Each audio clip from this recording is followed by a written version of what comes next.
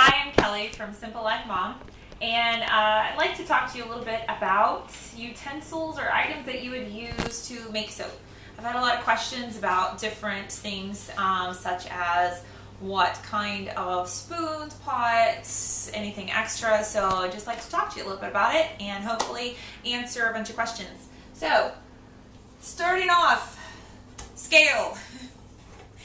You need a scale if you're going to be making soap. It does not have to be an expensive scale. I have this one, and it's actually busted right now, which I will have to super glue. Hey, that's real life.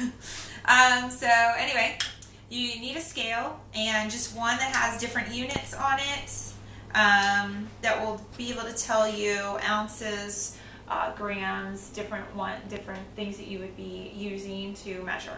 Now, this one, I love it because I have a little button that'll reset the scale so that it's not measuring my bowl, but just what I put in it. So that's one thing that's really nice. Another thing is it shows the tenths of an ounce, so I can be very, very accurate. So a good scale is necessary.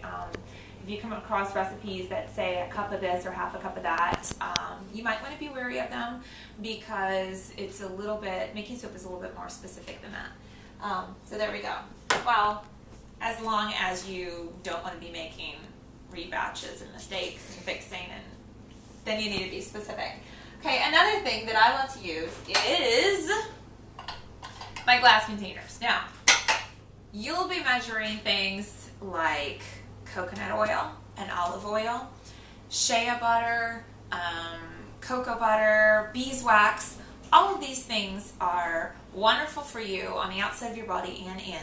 It's actually completely fine to use things that you would be using on a regular basis with your food. So, my son's taking video, and he's doing a really good job. This is a homeschool experience. They're editing, taking video, making fun of their mother. Nah, they're doing really good. So anyway, you don't have to use glass, though. You can use plastic. Let's see. For the lye, I have a plastic container, just an old one. I don't put food in it anymore. I try to use only glass for food. And so anyway, I have a plastic container. This is what I measure my water in. And then I will put my lye in something simple like a plastic bag because you always want to pour your lye into your water and not vice versa. But this way, the temperature spikes up very quickly, and you don't have to worry about glass breakage with temperature spikes or anything. So that's why I like to use plastic for this. So lye water, you got your oils to measure. Let's see. You definitely need a thermometer. This is not a big deal. I have a little candy thermometer, and it's not that accurate, but it does the job pretty well. There's a lot of digital ones, of course. You guys all know that you can use that will just be very accurate, and you can be really specific. But these seem to be close enough and good enough for me. Couple bucks. Another thing that's just a couple bucks. Stainless steel pot. I got a nice big one, so I can do small batches, giant batches, everything in one pot. You only need one pot. It must be stainless steel. Same thing for your stirring utensils. I have a nice whisk here and a spoon, plastic on the handle, but this isn't going into the lye mixture, so we're good. Stainless steel. If you have something that's aluminum, the lye will eat it. Not pleasant, so get stainless steel. Let's see. Think of fun. I also definitely use a little spatula because there's so much goodness, good oils, especially when I'm measuring essential oils. Your arm's getting tired. Especially measuring essential oils. Definitely, I don't want to waste any of that. So, good spatula is good to have. Let's see. For safety purposes, you want gloves. You can get good kitchen gloves. You do not have to use garden gloves. And good goggles. Let's see, I sometimes think that I am extremely tough and too busy to bother with such things.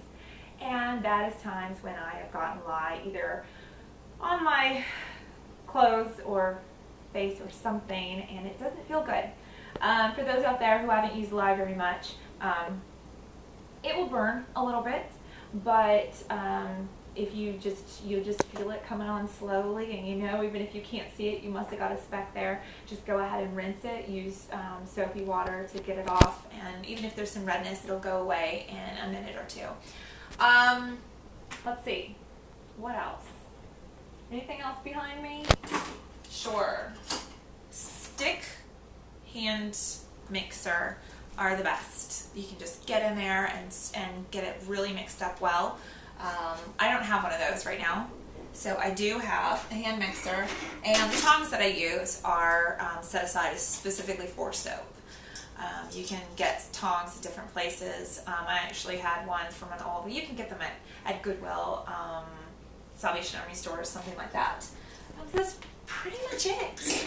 You have your giant pot, you have your stuff for your fats, you have your stuff for your lye, you get your essential oils and everything measured, you combine it, you mix it, and the last thing would be to put it into a mold. And we're going to talk about molds in a totally different video because that's a big topic. A lot of people have a lot of questions about molds, so we'll do that later. So thanks for watching, and if you have any other questions, definitely, please, don't hesitate to email, don't hesitate to ask. I love answering questions, and this is what I love, so hopefully you'll love it too, and good luck. Thanks.